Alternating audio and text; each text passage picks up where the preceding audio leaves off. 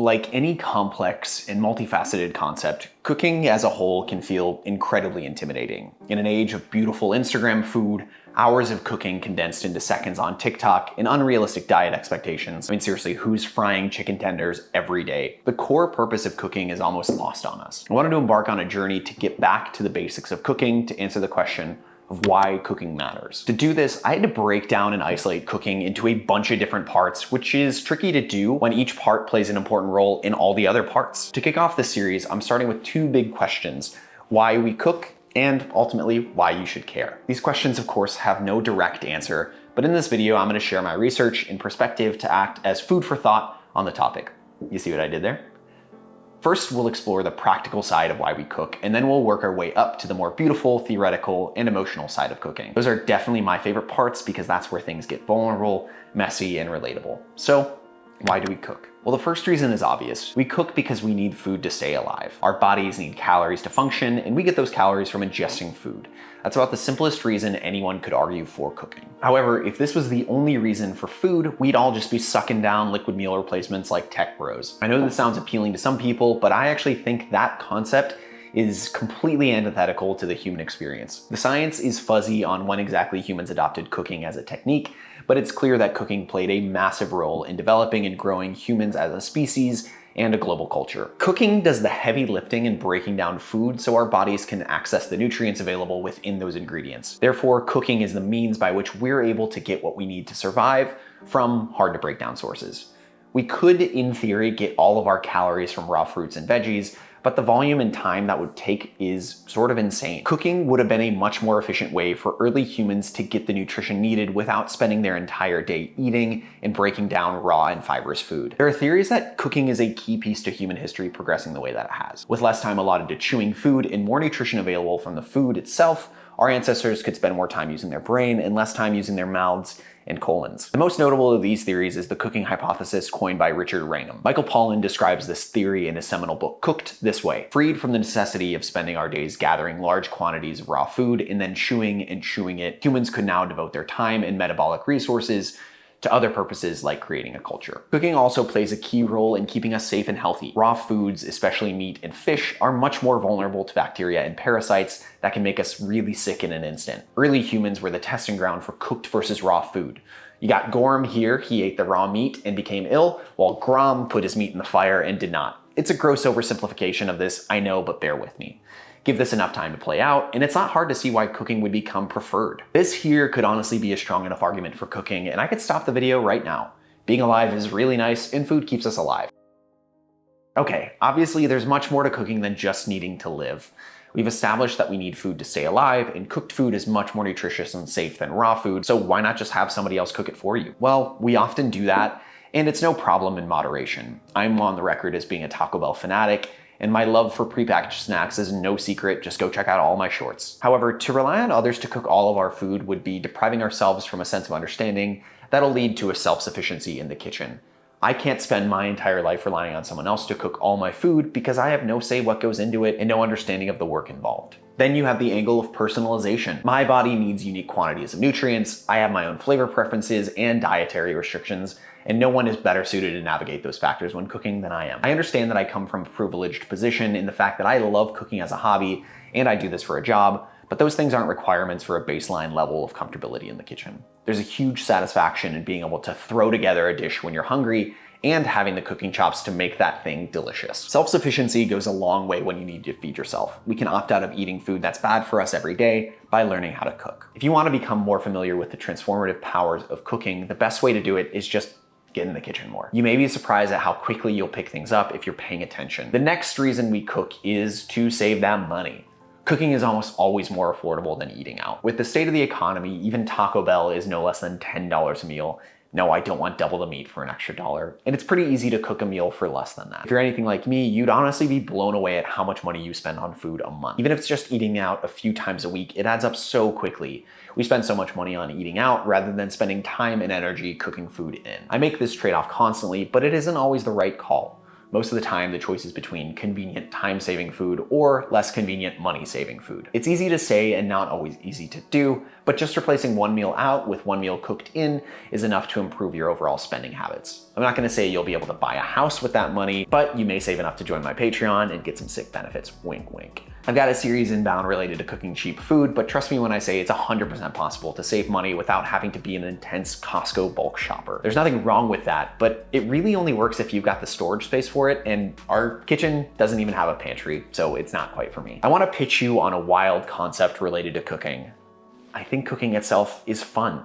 Crazy stuff, right? We live in an incredibly digital age with never-ending wormholes of time-consuming hobbies that can exist completely within our phones, computers, and consoles. I'm someone who has a lot of these hobbies, and I really enjoy them.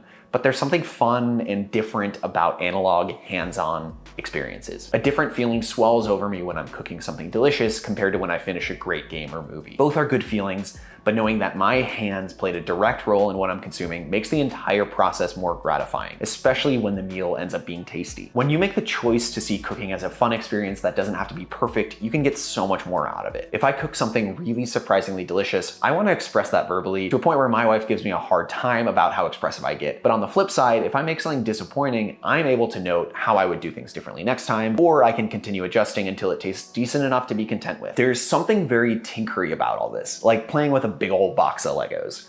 So many avenues, so many fun combinations, and so many different routes to take to achieve different results. This is an amazingly fun and satisfying process if you're willing to engage with it. So we've got staying alive, keeping a healthy lifestyle, becoming self-sufficient, doing something fun with your hands, and saving money. But there's so much more to cooking that's not immediately practical. As with any form of art, cooking is a beautiful way to express, connect, and explore.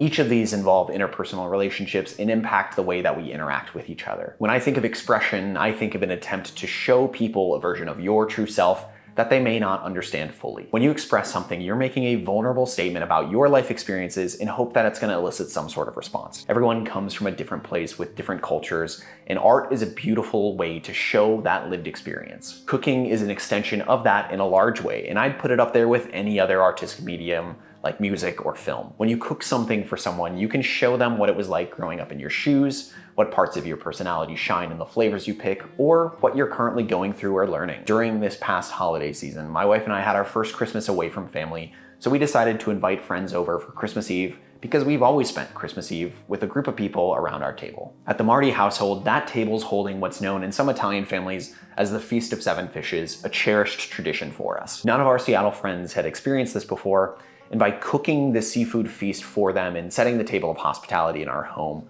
I was able to give them a glimpse of the life I'd lived that none of them had known about or understood until that point. Of course, I could have just told them about what this meal was and why we ate it, but there's nothing like experiencing the real thing. They were able to understand me and my family history in new ways afterwards, and we got to have a great time with delicious food. Expression itself is an amazing way to be known, and cooking is just a means to that end. This form of expression with another person leads to a deeper connection and understanding. When you get to know someone, sharing a meal together is a great way to figure out what kind of really makes them tick. In some ways, you get to see them function on an unconscious level, but in other ways, a meal can be really disarming. When you enter any relationship, be it friend, acquaintance, or partner, there are certain things you may just be guarded about. These guarded things differ on each level of familiarity, of course, but a good meal shared together is a great way to break down some of those walls. When you cook for another person, you connect and see each other in a new way. If you're the one doing the cooking, you are taking the time and effort to show that person that you really genuinely care about them. Everyone needs to eat, as we established, but me cooking for you shows that I care directly for your well-being. This extends the other way as well. When someone cooks for me, I feel in a very tangible way that in that moment, they're a part of my family. In that spirit, I think there's a good reason many diplomatic events take place over a meal.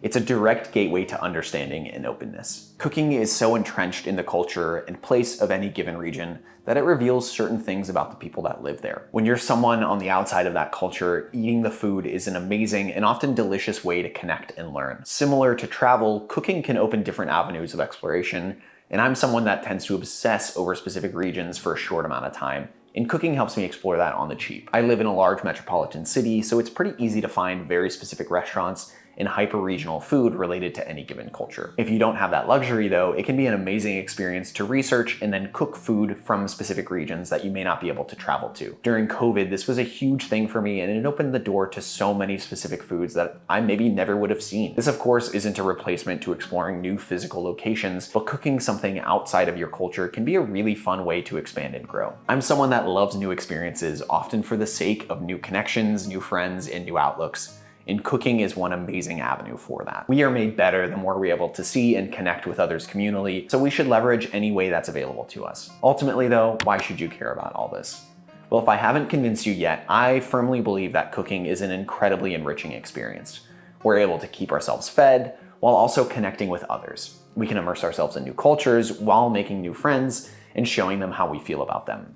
We can express our identities and our backgrounds in truly open and vulnerable ways. Cooking sits at the crossroads of art, biological necessity, and community. As I said in the beginning, like all beautiful things, it's complex and multifaceted. There's not just one reason that you should care, but maybe you only need one. For me, I see cooking as a beautiful gift from a loving God meant to be a way for us to connect further. No matter your worldview, it's clear that cooking has an immeasurable impact on culture and our connection to each other. Jesus ate with the most broken people in society as a way to open the bridge to the outcasts. And if that isn't a beautiful picture of the connective power that food has, then I don't know what is. As you can see, cooking means a ton to me, and I hope this helps convince you to get in the kitchen a little bit more. Thank you so much for watching. Go ahead and subscribe and like the video if you really enjoyed it. If you want more cooking content from last year, go ahead and check out my video about Google's most searched recipe of 2022.